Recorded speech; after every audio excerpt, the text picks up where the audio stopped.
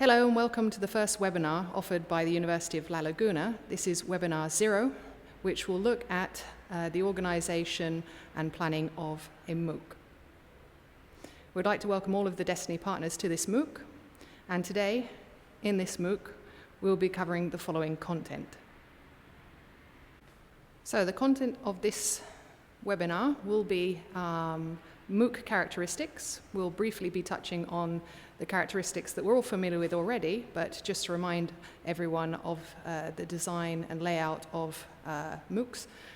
We'll be reviewing the structure of MOOCs, so we'll be touching on the modules and the duration of those modules, resources and materials, the communication tools, the assessment and evaluation tools, management tools, video presentations, and content format.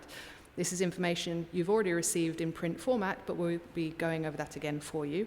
But the most important thing that we'll be covering in this webinar is the project management, the planning and scheduling of the creation of didactic materials for the Destiny Project MOOCs. We'll also be looking very briefly at the development of MOOCs and the didactic materials, creating videos and formats, but these are things that we'll go into in more detail in future webinars. Finally, we'll be finishing today's webinar with the Destiny Project MOOC platform. We'll be looking at the Open edX platform. And finally, we'll look at launching the course and some information that will be relevant to all of us at this stage of the project. So, the objectives of this webinar will be familiarizing the partners with the Destiny Project MOOC goals, really helping you to become more familiar with what MOOCs are and what the Destiny Project MOOCs will be based around. So we will be explaining the structure that a MOOC course should have. We'll be explaining the different types of videos that you can encounter in MOOCs and which ones we think would be most useful for the Destiny Project MOOCs.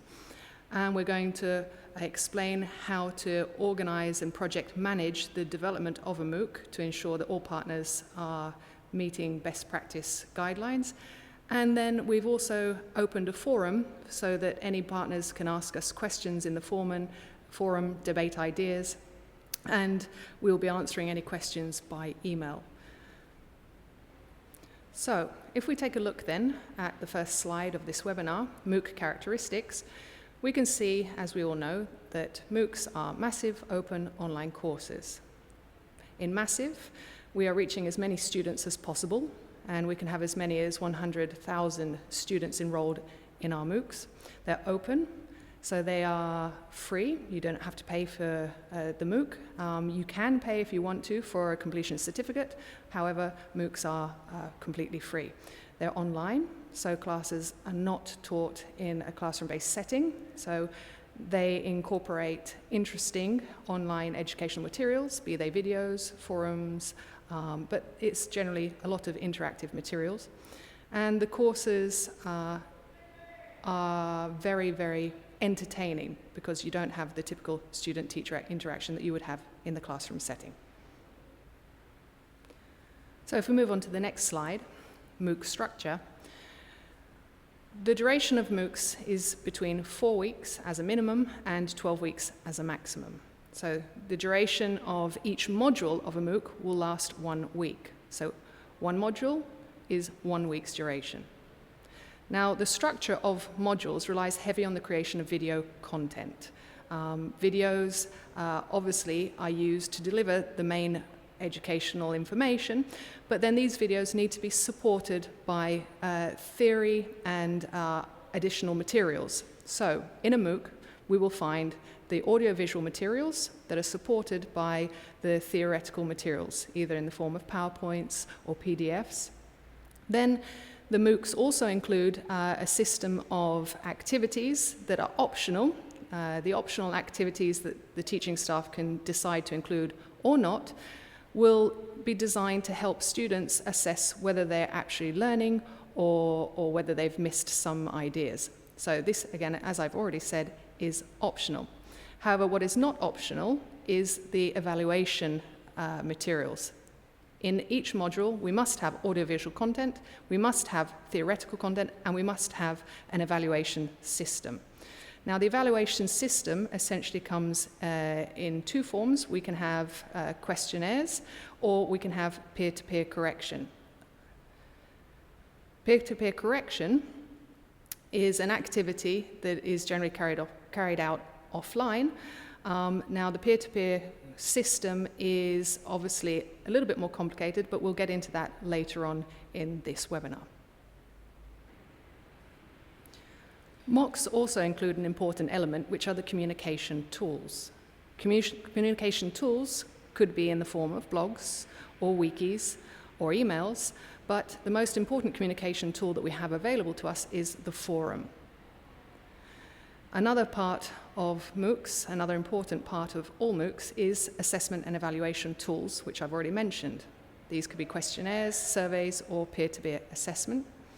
Another important element of MOOCs is the management tools. Now, project management is key to the success of any MOOC.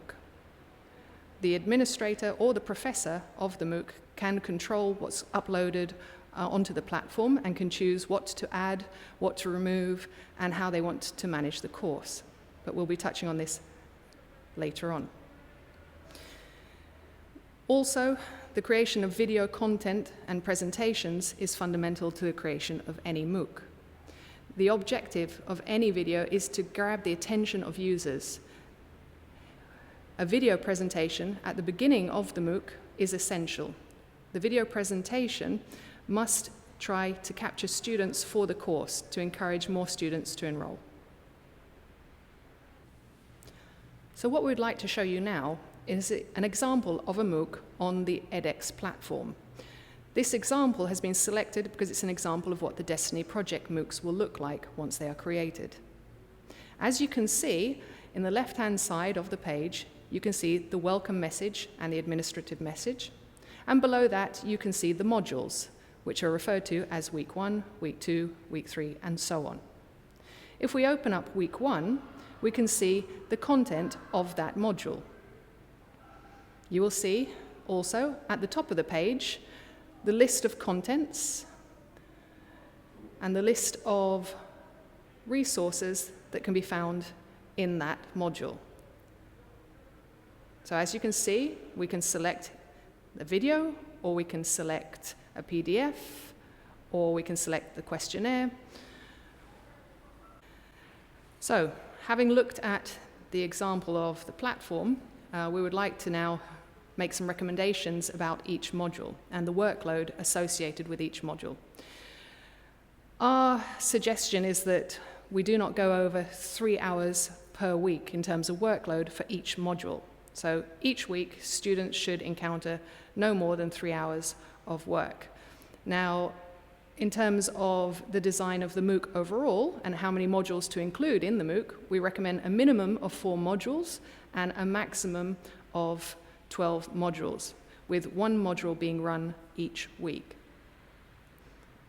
In terms of the audiovisual material to be included in the MOOCs, there should be no more than 60 minutes of video per module and no less than 30 minutes of video per module.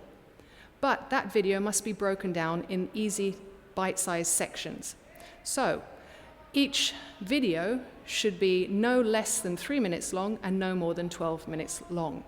The reasoning behind this is because students will lose their attention span at 15 minutes. So videos should be under the 15-minute mark, with our recommendation being 12 minutes at most. In terms of theory and support materials, we recommend that for every 30 minutes of video content, at least 2 support materials are provided to students. In terms of evaluation, now this is where people can vary. In terms of evaluation, we like to offer evaluation at the beginning of the course or assessment at the beginning of the course to find out students' prior knowledge. And then we like to carry out assessment at the end of the MOOC. However, some teaching staff want to carry out assessment halfway through the MOOC. Others want to carry out assessment of prior knowledge at the beginning of each module.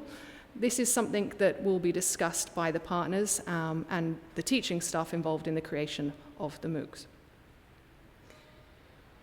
In terms of community and communication, as we said previously, forums are a must in any MOOCs that are being created.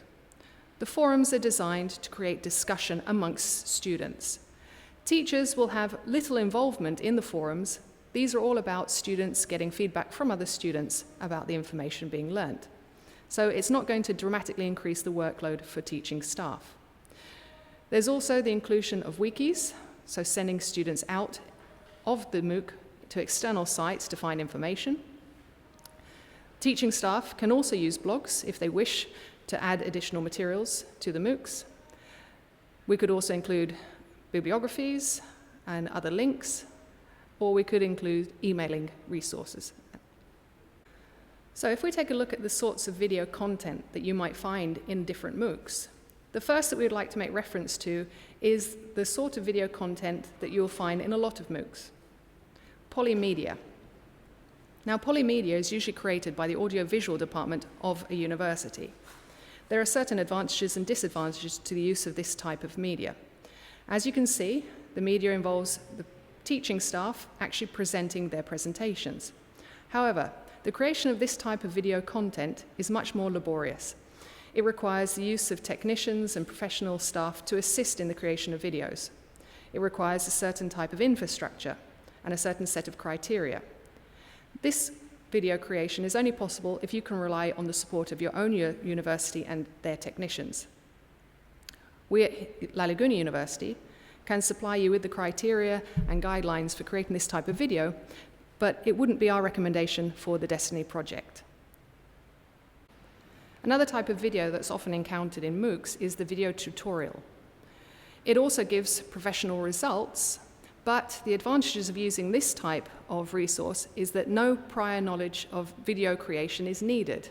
Videos can be created by Destiny project partners or teaching staff easily, with very little training, and it's very economical, if not free. In this option, the teacher can choose either to appear in the slide whilst giving their presentations at the bottom of the screen, or not.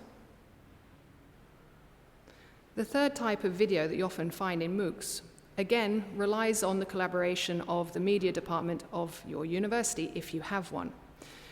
This system involves the technicians connecting several cameras and audio devices together and editing the videos. This obviously reduces the workload for the teaching staff because the technicians will carry out the editing process. However, it will create delays in setting up the recording of any content for MOOCs. So, what are the advantages and disadvantages to the three that we have offered? Well, the disadvantages to the first type of video and the third type of video that we've explained are that you will have to rely on the assistance of a media department at your local university. If you don't have this, this means you won't be able to create the videos that you are wishing to create. The second option that we presented will obviously allow anyone and everyone to create video content for their MOOCs. So for the purposes of the Destiny project, we believe that this is the most useful piece of technology available to us and the most useful video available to us at this stage. So, how can you create this second type of videos, the ones that we're recommending? Well, you can use a piece of software called Camtasia, which we have got listed here on slide number 11. And this software is available at the website link below, which you can also see here on the slide.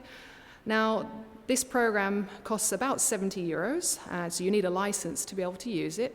However, the University of La Laguna will be happy to provide you with our license that you can use it at no cost to yourselves. We're obviously conscious that we're trying to assist other partners who may not have much budget. And we'll also be providing with a link to a tutorial on how to use this, but in our future webinars, we will be going into detail on how to use this software. Now, an important thing to keep in mind with regards to using this software to create video content. Partners can either choose to let teaching staff create the content by themselves, because it will require very little training to get started, but the partners will have to provide that training to teaching staff. And They can either decide to let the teaching staff go off on their own, make the videos and upload them, or they can participate as assessors and assistants to teaching staff while they're actually recording the videos. Now, we believe that it's the role of the university, or of the Destiny partners, we should say, to actually ensure quality control during the creation of video content. So we would like to see, in an ideal world, partners being involved in the recording of videos to ensure quality of video content. So this really leads us into the next couple of slides we'd like to present today, and that's the role of the Destiny partners as project managers when it comes to creating the Destiny Project MOOCs. So, during the Destiny project, one of the most important roles that the Destiny partners will be in project managing the creation of their particular MOOC. Now, to help you with this, the University of La Laguna has created in Google Drive the folders that will serve as a template for your projects. Now, the folders contain the different ways to organize the PowerPoint presentations, the activities, the complementary resources, the questionnaires, and the video content that will be needed for each module of your MOOC. In addition to this, we will be explaining how to organize and use the content of these folders. So let's take a look at Google Drive then. And in Google Drive, you'll see that we've shared with you a model folder which contains the different folders you'll need and the different resources you'll need for project managing your Destiny MOOC. As you can see, you have a time schedule, you have a planning Excel document, you have a folder called Sheet Course, you have a folder for the different PowerPoint presentations and recorded materials, you have a different folder for the activities, and you have a general templates folder, and you also have a folder for other documents. So, the first thing you need to do is you need to go to the folder called Sheet Course, folder number 1. In that folder, you'll find a Word document that must be completed by the academic staff or the teaching staff of your MOOC. The most important part to be completed is the subjects and content section. In this section, the teaching staff will not only give the name of the module, but they will also give you indications of what sort of materials they'll be including in the module. So they'll be indicating the number of videos, the number of PowerPoint presentations, the number of activities, the number of evaluations, and so on.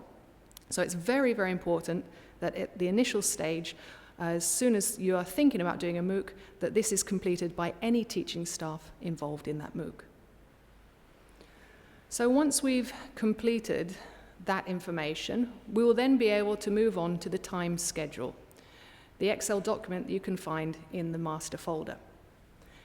The time schedule document is important for planning when you are going to be carrying out the recording of any materials, or when you're creating any materials.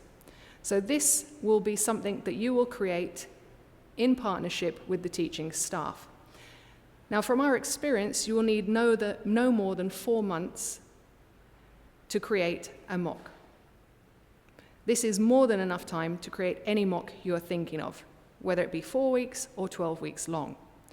So in this document, you'll be able to note down when you're planning to record information, record videos, which modules they're for, etc. And then you'll also be able to indicate when all of that material will be uploaded to the platform. So, having completed the Sheet Course document and then the time planning document, you will then need to fill in the planning mock document. Now, in the planning mock, you will see a very visual breakdown of the content of the mock.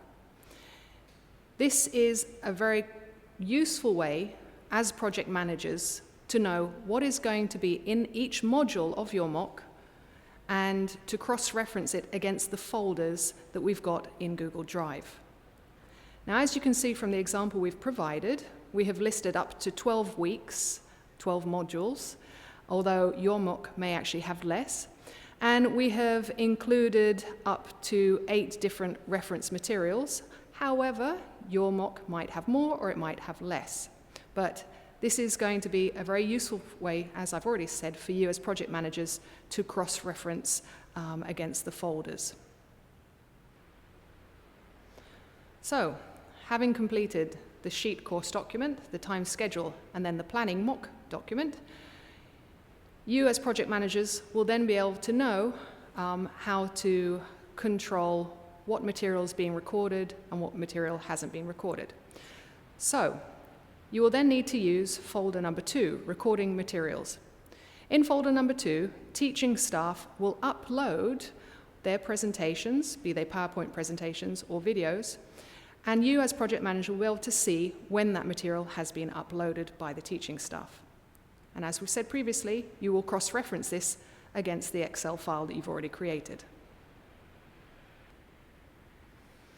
Obviously, there's a clear division between the folders. Teaching staff are responsible for uploading their PowerPoint presentations into the PowerPoint folder, their activities into the activities folder, which is folder number 3.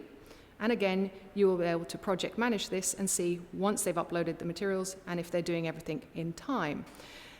If you've checked a folder and have seen the material is not available when it should be, this is your opportunity to send a polite email reminding the staff that you're expecting a video or an activity from them.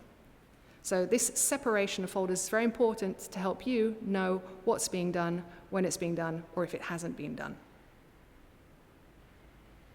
Now, something very important to remember as project managers of the MOOCs is that anything that you want to upload onto the platform must previously be located in these folders. This includes activities and questionnaires. Now, the activities and questionnaires are done directly on the platform, but you need a copy of those questions so that you can just copy and paste directly from them.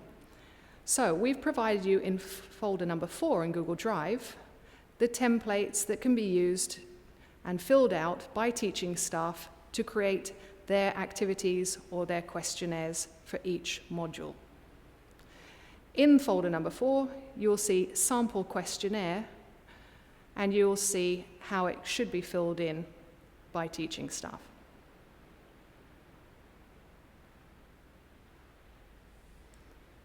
In folder number 4, you'll also find a template for peer-to-peer activities.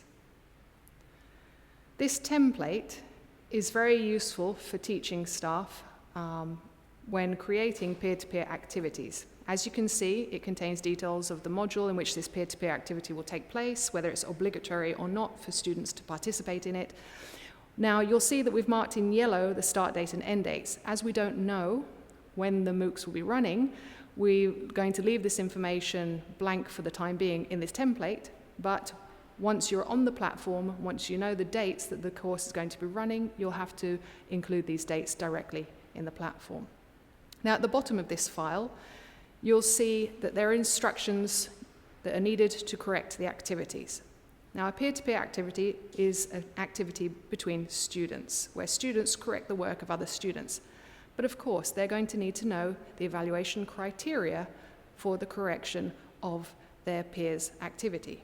So, this is the space where the teacher will describe the criteria for students.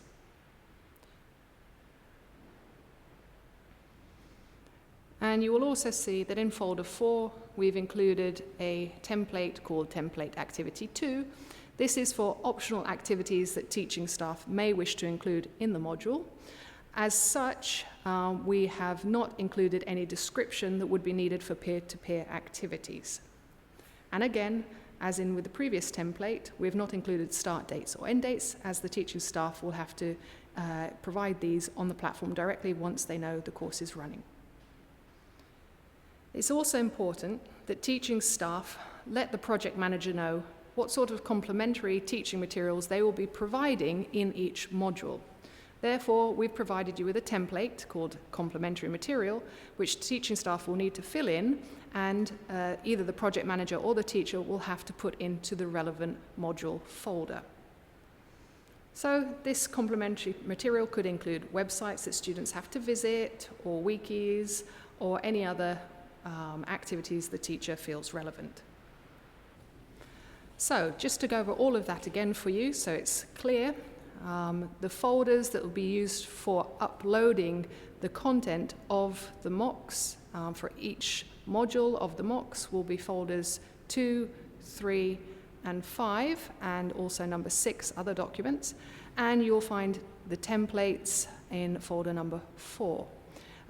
So teaching staff will be responsible for uploading or sending you the content that will be uploaded into these folders. So these folders are essentially used to gather all of the material for your mock before even beginning to look at the platform or thinking about uploading anything to the platform. You will only start uploading to the platform once these folders are 100% complete and you have the full mock course ready in these folders.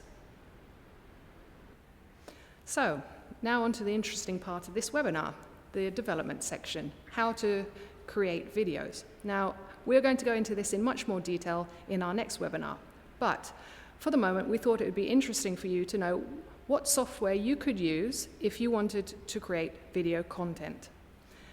Now, bearing in mind the limitations that some partners may have in terms of accessing audiovisual services at their university or at their business, we're aware that we're going to need to provide options that are free and accessible to anyone and everyone, no matter where they are, in terms of geography, whether they're in the workplace, whether they're at home, and so on. So, we would like to recommend 3 different pieces of software. The first is Camtasia, that's the one we've mentioned earlier, and you can see an image, a screenshot on the right-hand side of this software. You will need a license for it, but we can provide you with that license to save you spending €70 on that. This is software that can be used to create good professional quality videos, and it's being used very often in MOOCs all over the world.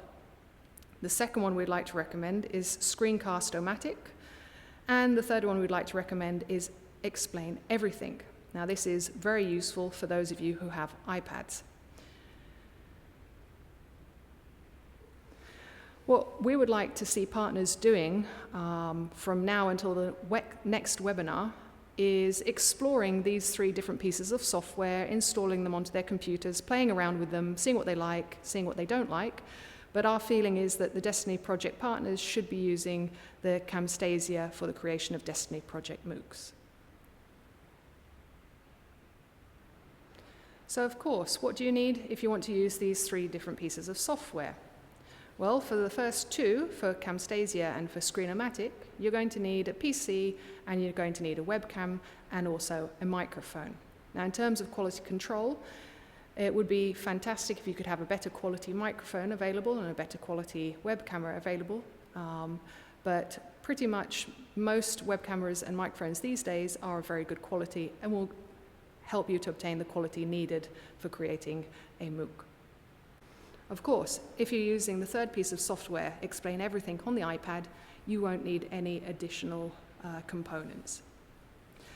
Now, there is another option, as we mentioned earlier, which is getting your audiovisual services department at your university to help you create video content. There are disadvantages to this, the fact you may not have an audiovisual service at your university, but if you do, the advantages are that the technicians will be creating and editing video content for you, which will save a lot of time for the project managers. But of course, MOOCs consist of much more than video content. Teaching staff will also have to provide additional didactic materials, PowerPoint presentations with comments, PDFs, or websites of interest. One important idea to remember is that any video or PowerPoint presentation that is uploaded to the platform will need to be transcribed for the hard of hearing.